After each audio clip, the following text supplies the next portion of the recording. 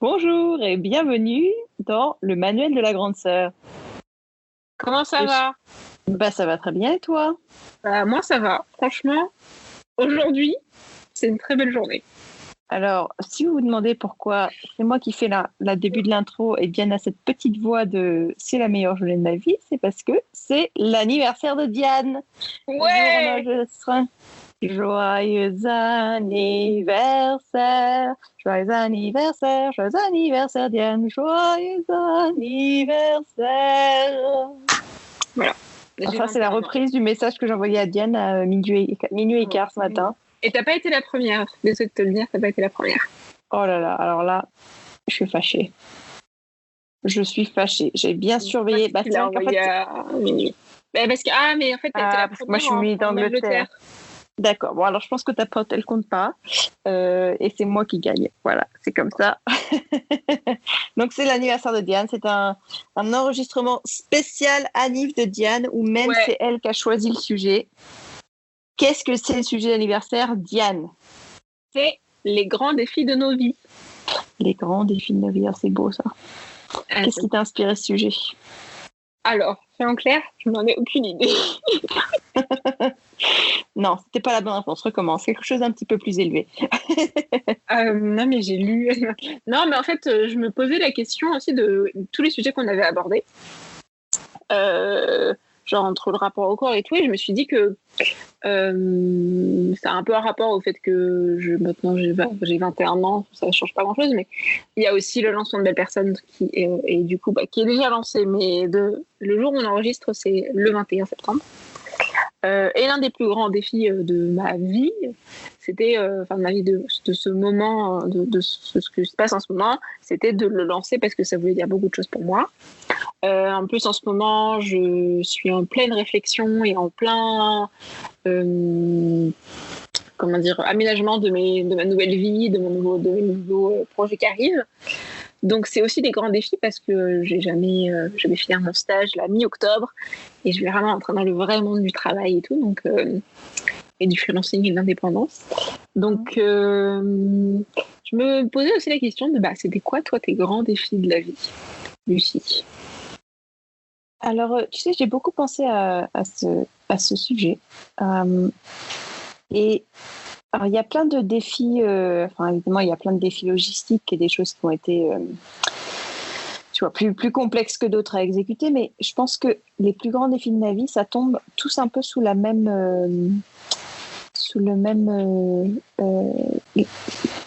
appellation, sous le même sujet. Et je pense que c'était la difficulté à se défaire des normes. Des normes de ce qui est acceptable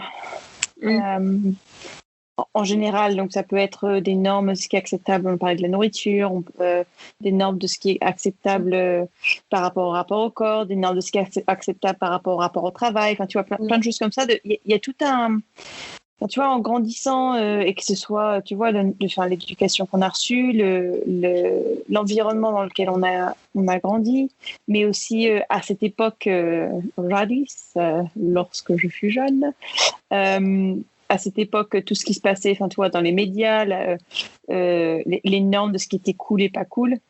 Et je pense que les plus grands défis de ma vie, ça tombe un peu tous sous le même, sous ce même parasol, mais je crois que c'est une traduction, anglophone qui veut rien dire en français, oui.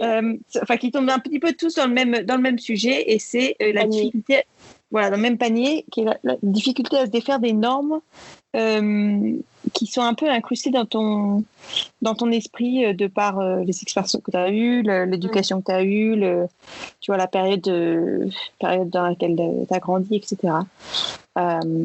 Et sur plein de choses. Donc, on parlait du travail, du corps. Il y a une façon de faire les choses. Il y a une façon de réussir, et c'est d'avoir un travail tu vois, de 9h à 5h dans un bureau. Il y a une façon de réussir ta relation, et c'est être...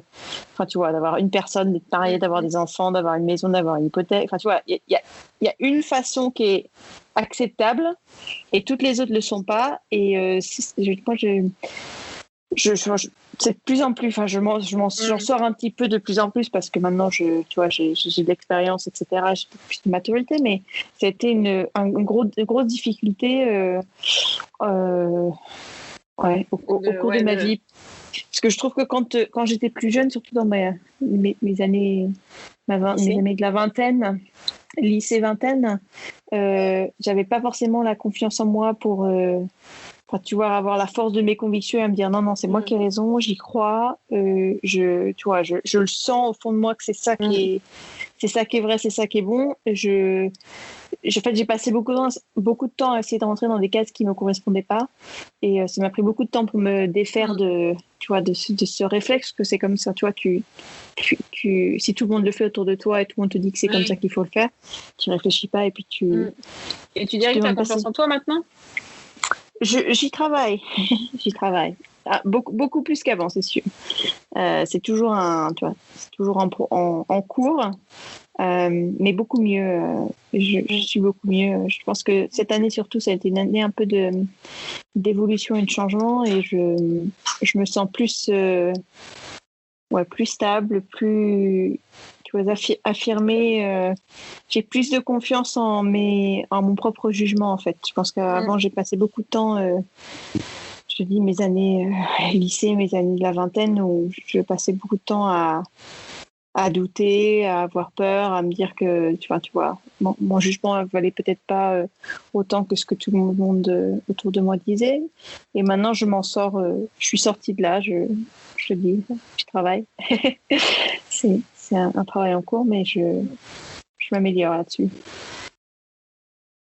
Moi, quand tu parlais du travail, je pense que c'est encore plus vrai. Enfin, c'est très vrai pour moi aussi.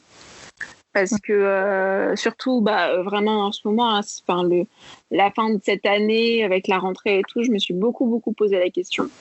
Parce que je me suis aussi rendu compte qu'on m'avait appris à être salariée, et je m'étais enfermée moi-même, même si on ne m'avait pas dit tu ne seras que salariée dans ta vie et pas indépendante et pas freelance. Je m'étais enfermée moi-même dans un statut de me dire je vais être salariée, en fait. Je vais pas être. Enfin, je me suis déjà dit ça pourrait être intéressant, mais je crois que je me suis tout de suite dit non, mais je n'arriverai pas à m'organiser toute seule, je vais aller dans tous les sens, ça va pas le faire. Et je me suis rendu compte pendant mon stage, et grâce à Thomas que je salue à chaque fois que je parle de ça, mais ça n'est pas un podcast Manuel de la Grande Sœur si on n'a pas une mention de Thomas quelque part. Thomas, si tu nous écoutes. Non, mais je m'entendrai. Je me suis rendu compte aussi qu'il y avait beaucoup, c'était possible de faire ça. Le défi que je me mets un peu là cette année, c'est me dire arriver à me rendre compte que vraiment c'est fait pour moi, en fait. J'ai pas, et je me rends compte encore plus de mon maître de stage, Patrick, donc, qui est le fondateur de l'écosystème où je fais mon stage, que je vois à peu près tous les jours. Il me dit si tu t'organises ta journée comme tu veux, je fais du 9h 18h, mais si tu as envie de faire du 9h 15h, tu fais 9h 15h. Si tu as envie de faire du minuit 1h, tu fais minuit 1h si tu as envie. Tant que tu rends les projets à l'heure, et même quand tu es au bureau, si tu n'as pas envie de taffer, j'ai parlé, je crois, dans le podcast, je fais des séances de psy par visio. Les séances, je les fais au boulot et ça pose aucun problème. Je crois que c'est... Et quand j'en parle autour de moi, j'en ai parlé avec un mec de mon école qui a 1 ou 2 ans de moins que moi, donc qui n'est pas dans les mêmes promos, qui est en 2e année là, et en 3e année. Et il comprenait pas trop. Genre, il disait mais comment c'est possible? Parce qu'en fait, et je sentais que lui, il était encore à un stade où non, mais en fait, il n'y a que ça qui existe, et j'ai pas envie de voir. C'est pas envie de voir, mais je pense pas que ce soit réalisable, alors que juste c'est possible, ça fonctionne très bien. Donc je crois qu'un des défis, c'était de me dire, et c'est un défi genre actuel, dans le sens où je me donne le challenge d'y arriver, et de me dire aussi, je pense que quand je me disais, je serais intéressée d'être freelance, je me voyais que travailler avec des grandes entreprises ou des trucs hyper grands et tout. En fait, la réalité, c'est que je vais travailler que avec, genre à 70% avec des entrepreneurs qui sont tout seuls. Et c'est aussi ça qui me parle le plus parce que je suis directement en relation avec une personne et avec l'humain au centre. Donc je pense que ouais, dans le travail, je me retrouve totalement. C'est peut-être là où j'ai le plus genre cette année, ça a été encore plus un mind blow. Mais c'est Mais après, je trouve que ça dépend. Tu vois, les moments où tu as ces défis ou les moments où tu as ces dilemmes, ça dépend de quelles sont les personnes en position d'autorité autour de toi, les personnes à qui, tu vois, ou si elles te donnent un conseil ou si elles te disent que, tu vois, c'est appellent un chat, tu leur fais confiance et tu les crois. Toi, tu t'es retrouvé dans des situations où les personnes en position d'autorité, tu vois, c'était tes anciens maîtres de stage, ton maître de stage actuel, les personnes avec qui tu travailles à l'heure actuelle, des personnes qui ont, tu vois, qui ont cette expérience et qui peuvent te prouver que les choses peuvent être différentes. Tu vois, peut-être que ton pote dont tu parlais et moi, tu vois, moi à ton âge, les seuls retours que j'avais, c'était non, il faut que tu trouves un boulot, faut que tu trouves un boulot à temps plein, faut que tu trouves un boulot à travailler dans une boîte, c'est comme ça que ça marche, sinon tu vas finir caissière à je sais pas où, enfin tu vois, et ça c'est des choses qu'on m'a dit, tu vois. Et si t'as pas des rôles modèles qui te montrent une autre façon de faire, qui moi ça arrivait beaucoup plus tard dans ma vie. Surtout quand t'es jeune, un peu plus influençable, tu te dis ah merde, bon ok, enfin moi je sais que j'étais comme ça, j'étais bon, ok, faut que je fasse les choses bien, faire les choses comme il faut. Il y a beaucoup de passion, il y a beaucoup d'instinct, il y a beaucoup de choses que j'ai mis de côté parce que je me disais non, il faut faire les choses. Mais tu vois, en parlant de rôle modèle, je me faisais la réflexion ce week-end. J'essaie de pas perdre ma voix pendant l'épisode, ce serait mieux. Je pense que on a moi j'ai j'ai plein de rôles modèles, mais de personnes hyper connues, tu vois. Et je pense qu'on en a plein des personnes hyper connues, les rôles modèles de nos vies. Mais je pense que avoir des rôles modèles avec qui vraiment tu peux vraiment parler, mais dans le sens où c'est des personnes vraiment proches, ça change ton quotidien, ça change ta façon de voir aussi. Je sais que Marine, qui est la personne que j'ai rencontrée il y a 3 ans, avec qui on travaille toujours tout le temps ensemble, etc. Pour moi, c'est un rôle modèle parce que c'est un mentor surtout. Et Thomas, c'est un rôle modèle, mais c'est surtout un mentor que je sais que si j'ai des questions, si j'ai plein de choses, il m'inspire beaucoup par ce qu'il fait et tout. Et je sais que c'est quand même, c'est pas quelqu'un qui est pas approchable, on va dire. Parce que des rôles modèles, on en a plein, hein, Michelle Obama et tout. Bon, Michelle Obama, je peux pas trop lui parler en direct. On sait jamais, hein, on a invoqué l'esprit de Beyoncé, Mariah Carey, Céline Dion jusqu'ici, je crois. Si Michelle Obama écoute ce podcast, voilà, si Michelle Obama parle français déjà. Bah, tu peux lui parler en anglais si tu veux. Je pourrais lui parler. Je lui envoie un message après. Ouais. Mais oui, je suis d'accord. Je trouve que d'avoir des gens autour de toi avec qui tu peux parler, avec qui tu peux être honnête, avec qui tu peux être ouvert, tu vois. Et moi, j'avais pas forcément ça. C'est venu beaucoup plus tard, donc. Oui, je pense que c'était ça les défis. Après, bon, il y avait des aspects logistiques, tu vois, mais je trouve que ça tombe surtout sous le. C'est quoi les aspects logistiques? C'est faire des courses Non, mais par exemple, tu vois, je suis partie de la maison, j'avais 18 ans, j'étais étudiée autre part. J'ai pas mal voyagé, j'ai beaucoup déménagé. J'ai une période dans ma vie où je déménageais tous les 6 mois. Alors, pas forcément par volonté, mais juste c'était la situation était telle que j'ai fini par déménager tous les 6 mois. Donc, déménager toute seule. Et tu vois, j'ai toujours été très. Non, je m'en sors toute seule, j'ai pas besoin d'aide. Donc, tu vois, à travailler valise, à faire défaire les valises, à trouver, à acheter des meubles, enfin, tu vois, toutes les logistiques de se retrouver toute seule dans une ville ou dans un pays étranger où tu connais personne, où il faut que tu t'installes, que tu te refasses une vie, tu te refais un cercle d'amis. Donc, il y a eu beaucoup de défis plus logistiques, tu vois, de cet ordre-là. Par exemple, tu vois,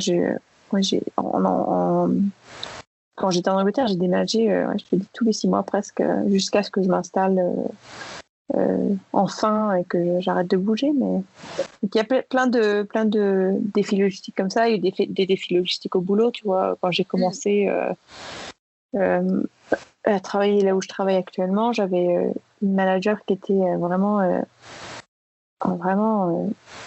j'ai pas de mots qui sont pas des gros mots. On s'en fout, elle écoute pas le podcast.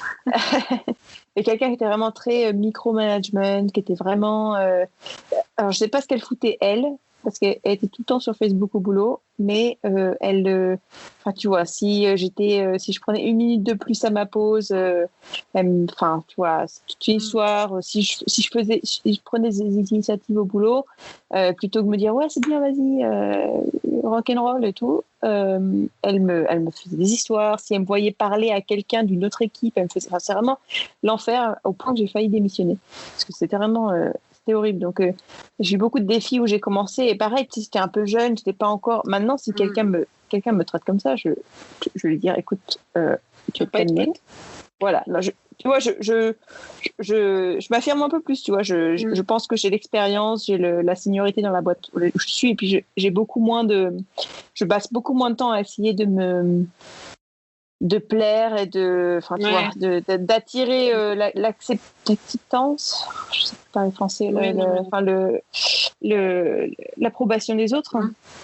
Mais c'est vrai que quand j'ai commencé, c'était mon deuxième vrai boulot, j'étais jeune, tu vois, j'arrive dans cette grosse boîte, et je me suis fait vraiment lyncher par tout le monde. C'était vraiment pas une période très facile. Donc des défis comme ça où malheureusement il faut que tu apprennes par expérience, et parce que j'ai eu cette expérience, maintenant tu vois, je suis aussi d'une certaine façon, et j'ai appris de ça, et maintenant je me laisse plus, enfin tu vois, je me laisse plus faire, tu vois. Si elle arrive dans la boîte et quelqu'un qui la fait chier, il va passer par la fenêtre. Non, mais beaucoup moins, tu vois, je me laisse pas marcher sur les pieds, mais ça c'est des choses qui, je trouve que les défis que, après je parle pour moi, mais j'imagine que c'est un petit peu aussi universel. Les défis que j'ai eus, c'est que des événements qui m'ont forcé aussi à évoluer, tu vois, d'une façon ou d'une autre, et qui ont fait de moi la personne que je suis aujourd'hui. Donc, bah oui. Bah, c'est pas, je sais pas si ça te parle toi aussi, mais moi je trouve que... Ah bah si. Mais moi vraiment j'en parle tout le temps, hein, parce que c'est pas anodin. Mais vraiment mon stage, ça m'a appris à avoir pas à avoir confiance en moi, mais à être légitime auprès de moi-même, en fait. Dans le sens où il y a pas mal de sujets ou même de choses avant où je me sentais pas légitime, je me sentais pas légitime, mais il y a toujours un truc de me dire ouais, enfin, ça se trouve ça va pas marcher, quoi. Et maintenant je me dis bah au pire ça marche pas, et puis et je me dis beaucoup maintenant, ça va pas changer la face du monde, vraiment, c'est pas grave.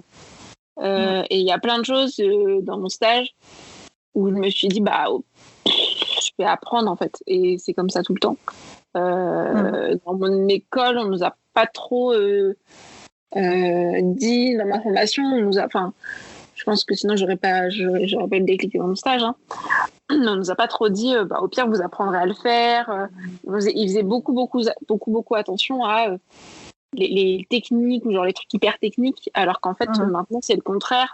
Dans mon stage, on accorde beaucoup plus d'importance à comment on réfléchit aux choses, comment on réfléchit à un message, à un visuel, etc., que à comment techniquement on va le diffuser, que ce soit sur Internet ou sur Internet, etc.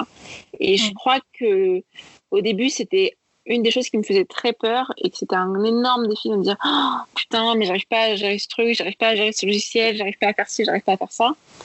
Alors que maintenant, il y a toujours un truc que je me suis dit, la com et genre le marketing, c'est mon métier, entre guillemets. C'est ce que j'ai appris, et je saurais toujours à peu près le gérer, même si je ferais des galères, c'est pas grave, en fait. Voilà. Et je crois que maintenant, je suis à peu près au même niveau sur les deux. Je me dis, au pire, c'est pas grave. Donc je pense que ça a été un énorme défi. Je me le suis pas dit, mais je pense que je me suis rendu compte de ça et je me rends compte là parce que je finis dans un mois mon stage.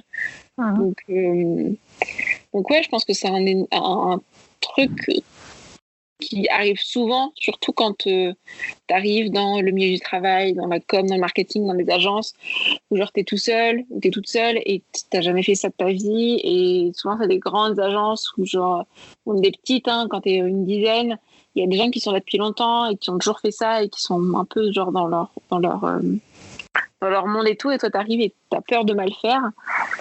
Bah, dis-toi juste, au pire, ça va pas changer la fête du monde. Vraiment,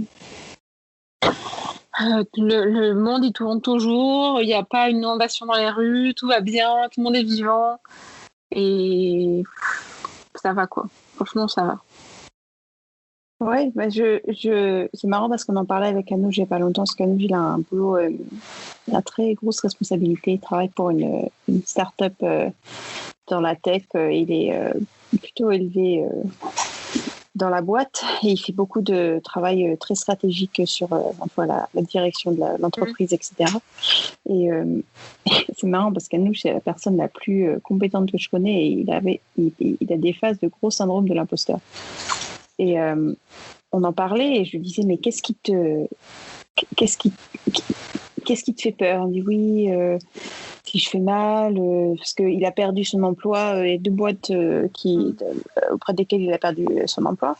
Il me dit, j'ai peur de me faire virer, j'ai peur de perdre mon boulot, j'ai peur, tu vois, et il me dit, et au final, si j'ai pas de boulot, on est dans le gaga, tu vois, on peut pas payer la maison, on peut pas payer, tu vois, on a une vie autour qui a besoin de nos 2 salaires. Donc, et ce que je disais, mais c'est la source de la peur qui t'empêche d'exceller, qui t'empêche d'avancer, qui t'empêche d'être vraiment à fond dans ce que tu fais, qui t'empêche de te détendre quand tu es en vacances, parce que tu as peur que si tu es en vacances, la boîte, en fait, soit ils vont réaliser qu'ils n'ont pas besoin de toi, soit, tu vois, ils vont penser qu'est-ce que c'est que ce gars qui prend des vacances, tu vois. C'est tout un dialogue interne qui se lance. Je dis, mais en fait, la peur, c'est qu'est-ce que c'est le pire qui peut se passer? Et le pire qui peut se passer, il me dit, je perds mon emploi. Je dis, d'accord, ok, le pire qui peut se passer, c'est ton perdre ton emploi. Ça s'est passé 2 fois jusqu'ici. Qu'est-ce qui s'est passé les 2 fois où tu n'as pas eu ton emploi? Et en fait, on en parlait, on a tout défait, et en fait, quand il n'y a pas eu son emploi, c'est vrai que évidemment, c'est jamais des périodes faciles, ça n'a jamais été une question de performance, c'était souvent, tu vois, quand tu bosses pour des startups qui sont jeunes, tu as souvent beaucoup de reconstructions qui se font, restructurations qui se font au fur et à mesure quand la boîte évolue et grandit. Je dis, mais les 2 fois, tu n'as pas eu ton emploi, financièrement, ça a été, tu as retrouvé un boulot dans les 2 mois, tu n'as jamais été sans boulot, tout s'est bien passé. Donc, la peur que tu as, et la peur qui t'empêche d'exceller et qui t'empêche d'avoir ton potentiel à 100% dans la boîte où tu es là, c'est de perdre ton boulot. Alors que toutes les fois où tu as perdu ton boulot jusqu'ici, tout s'est bien passé. Ça a été. C'était stressant, mais au final, ça a été. Je me dis, ah oui, c'est vrai. Et je pense que d'aller au fond, au centre de la qu'est-ce que c'est la peur? Qu'est-ce que c'est le pire qui peut se passer? Et c'est ça que tu disais, au pire, le monde ne va pas s'arrêter de tourner, mais aller au-delà de juste dire au pire, le monde ne s'arrête pas de tourner, qu'est-ce que c'est le pire qui peut se passer pour toi? Si tu perds ton emploi là, je ne sais pas quelle que soit la peur, qu'est-ce que c'est le pire? Et aller vraiment au fin fond de ça et faire face à la peur, être honnête avec toi-même sur là-dessus, y faire face.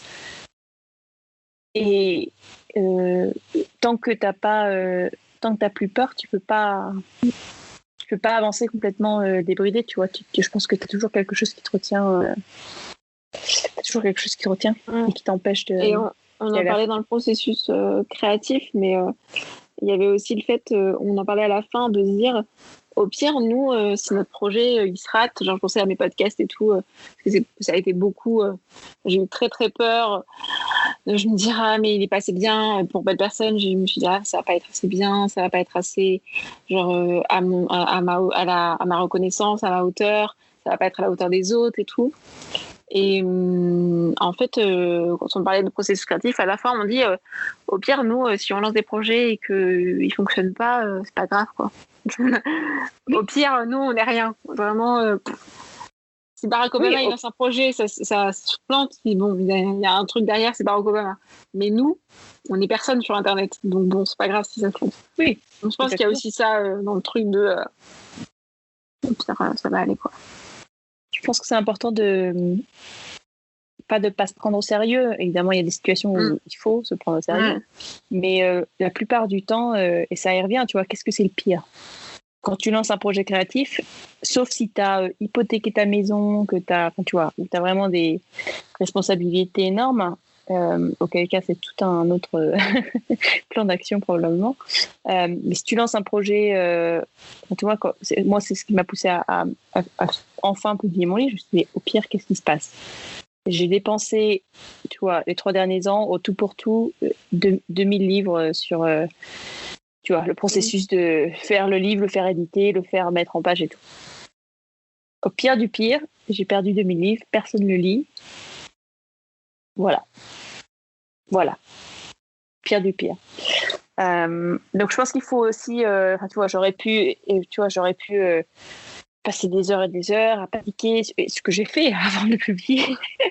Tu vas paniquer, oh là là, mais c'est horrible si jamais tout le monde pense que c'est de la merde, mais si jamais personne ne le lit. Et je me souvenais quelque chose que Elizabeth Gilbert disait dans son livre Comme par magie. En français, Comme par magie. Elle disait, mais remettez-vous à créer des choses sans attente du résultat. Remettez-vous à créer des choses pour l'amour du processus créatif. Au pire, il se passe rien. Et après, elle dit non, c'est pas ça le pire. Au pire, vous le sortez et le monde entier vous dit que c'est nul. Et après, elle ajoute, remettez-vous un petit peu, tu vois, les cadrans à l'heure, parce que le monde entier s'en fout. Donc, arrêtez, tu vois, pas se prendre trop au sérieux. Je sais pas si tu as lu les accords Toltec. Les quoi? Les 4 accords Toltec. Oh oui, je savais pas que tu l'avais lu aussi. J'ai adoré ce livre. Je l'ai écouté par les bons conseils de Thomas où il m'a dit écoute-les. Je dis d'accord. Donc j'ai suivi les conseils de Thomas par forçage. Ouais. Et dans les 4 accords, il y a ne pas avoir d'attente. C'était des conseils, c'est des mantras, mais des choses que j'avais déjà entendues par le passé. Et vraiment, je me suis dit, en fait, fais les choses juste parce que tu as envie de les faire et sans avoir d'attente mais dans n'importe quoi. Hein. Ouais, juste dire bonjour dans le métro. Avec les masques, c'est un peu compliqué, mais juste dire bonjour dans le métro. Ça se passe. Si les gens ils te répondent, ils te répondent. Si les gens ne te répondent pas, c'est pas grave. Donc, quand tu fais un podcast, il y a des gens qui l'écoutent, il y a des gens qui l'écoutent, il y a des gens qui l'écoutent pas, il y a des gens qui l'écoutent pas, c'est pas grave. Un livre, tu le sors, au pire, tu auras un carton entier de chez toi avec plein de livres de toi et puis ça sera marrant. Et tu pourras en rigoler. Pour mon podcast Belle Personne, au pire, j'ai passé 1 heure et avec des personnes hyper intelligentes, hyper inspirantes, et c'est moi qui les ai trouvées inspirantes. J'avais pas d'attente auprès de ce podcast, mais j'avais des attentes auprès d'eux, de me dire je vais passer un super moment, quoi. Donc ouais, je pense que vraiment c'est important d'avoir des défis dans la vie, je pense, parce que sinon il y a plein de choses que je ferais pas. Pas mal de choses. T'es trop confortable, t'avances pas. Ah ouais, non mais vraiment sortir le jour de confort. Où genre plus rien me fait peur, je pense que je serais un peu dans la merde. Hein. J'ai réussi à dépasser toutes mes peurs. Je sais pas si j'y réussi là, mais oui. C'est important de continuer à se donner des challenges, de continuer, de sortir de sa zone de confort pour continuer à avancer. Ce n'est pas des challenges malsains, quoi. C'est pas des trucs où vous dites mais pourquoi j'ai envie de faire pourquoi j'ai fait ça moi je me le suis dit en faisant Belle Personne et je me disais en rigolant, je me dis mais pourquoi j'ai eu cette idée, pourquoi je me suis dit je vais aller rencontrer des gens, faire du montage, voilà, mais je sens que la finalité elle est plus que nécessaire, quoi. Et je pense que Je sais pas comment ça se passe dans le travail de Anouche, mais j'espère que en fait la finalité c'est quand même qu'il s'y plaît. Oui. Il s'y plaît. Je pense qu'il se mettait des freins tout seul, quoi. Et c'est tellement facile à faire, hein. Tellement facile. La peur, ça t'empêche d'avancer. Et tu vas voir ma citation. Oh oui, j'allais dire ça. Est-ce que tu veux pas nous dire ta jolie citation, Lucie? Alors, ma jolie citation, je suis sûre qu'on en a déjà parlé de cet auteur qui s'appelle Rudyard Kipling, qui a fait mon poème préféré de tous les temps. Magnifique. Qui s'appelle Si. Et en fait, ma citation, c'est le premier vers de ce poème. Alors, je vais te la lire et après, je vais te dire pourquoi. Ouais. Si tu peux lire tout le poème que je le trouve. Je peux. J'allais lire juste le premier vers, mais. Moi, j'aimerais lire tout le poème, ça ne dérange pas. Je peux te trouver celui-là. Oh, d'accord. Non, je l'ai. Écoute. Ouais. Attends, parce que je trouve qu'il est vraiment. Le poème entier est très fort. Ok, écoutez, installez-vous. Je vous donne tout le poème. Ma citation, c'était juste le premier vers, mais je vous donne tout le poème. Si tu peux voir détruit l'ouvrage de ta vie et sans dire un seul mot te mettre à rebâtir, ou perdre en un seul coup le gain de 100 parties, sans un geste et sans un soupir. Si tu peux être amant sans être fou d'amour, si tu peux être fort sans cesser d'être tendre, et te sentant haï sans haïr à ton tour, pourtant lutter et te défendre. Si tu peux supporter d'entendre tes paroles travesties par des gueux pour exciter des sots, et d'entendre mentir sur toi leur bouche folle sans mentir toi-même d'un mot. Si tu peux rester digne en étant populaire, si tu peux rester peuple en conseillant les rois, et si tu peux aimer tous tes amis en frères sans qu'aucun d'eux soit tout pour toi. Si tu sais méditer, observer et connaître, sans jamais devenir sceptique ou destructeur, rêver mais sans laisser ton rêve être ton maître, penser sans n'être qu'un penseur. Si tu peux être dur sans jamais être en rage, si tu peux être brave et jamais imprudent, si tu sais être bon, si tu sais être sage, sans être moral ni pédant. Si tu peux rencontrer triomphe après défaite et recevoir ces deux menteurs d'un même front, si tu peux conserver ton courage et ta tête quand tous les autres le perdront, alors les rois, les dieux, la chance et la victoire seront à tout jamais tes esclaves soumis, et ce qui vaut bien mieux que les rois et la gloire, tu seras un homme, mon fils. Bon. Voilà. Et moi, le premier vers qui dit « Si tu peux voir détruit l'ouvrage de ta vie et sans dire un seul mot te mettre à rebâtir, ou perdre en un seul goût le gain de 100 parties, sans un geste et sans un soupir », ça m'évoquait ce que je te disais, tu vois, la difficulté à se défaire des normes, un peu de tout ce que tu as connu et toutes les normes et les valeurs qui, tu vois, que je me suis forcée à mettre en place dans ma vie, alors qu'en fait ça me correspondait pas du tout, et je suis passée par une période qui a duré des années de me défaire de tout ça et de reconstruire de zéro, tu vois, sur des bases qui étaient plus saines et qui me correspondaient mieux. Voilà. Oui, je suis d'accord. J'aime beaucoup, beaucoup ce poème, oui. Je l'avais accroché dans ma chambre à toit, à côté de mon calendrier. Quand ça allait pas bien, je le relisais, je me disais, ça va aller. Ouais. J'ai trois top 3 poèmes qui sont mes préférés. Ça c'est le premier. Je t'enverrai les autres si jamais tu veux les lire. Ouais. Bon Diane, si on a aimé ce podcast, que fait-on? Eh ben, on nous met 5 étoiles, un gentil commentaire, ça nous fait toujours plaisir. On peut aussi vous abonner à notre compte Instagram et à ce podcast. Qu'est-ce qu'on peut faire d'autre? On peut après aussi juste nous envoyer un message sur Instagram pour nous dire qu'on a beaucoup aimé l'épisode. Ça nous fera très plaisir de le lire. Et puis voilà. Et puis si vous avez aimé cet épisode et que ça vous donne la banane pour passer une super bonne journée, ça, c'est la plus belle des victoires. Ouais. Je suis de cet avis. Bon, petit loulou. On fête à Diane un bel anniversaire. 21 ans. Ouais. Ça y est, tu vieillis. Officiellement, t'es vieille. On rigole. Tu te rappelles quel âge ça, Lucie? Ok, je sens que cette conversation vient un peu au vinaigre là. Avant qu'on s'embrouille de trop, on vous souhaite tous et à toutes une belle fin de journée. Ouais. Une belle semaine.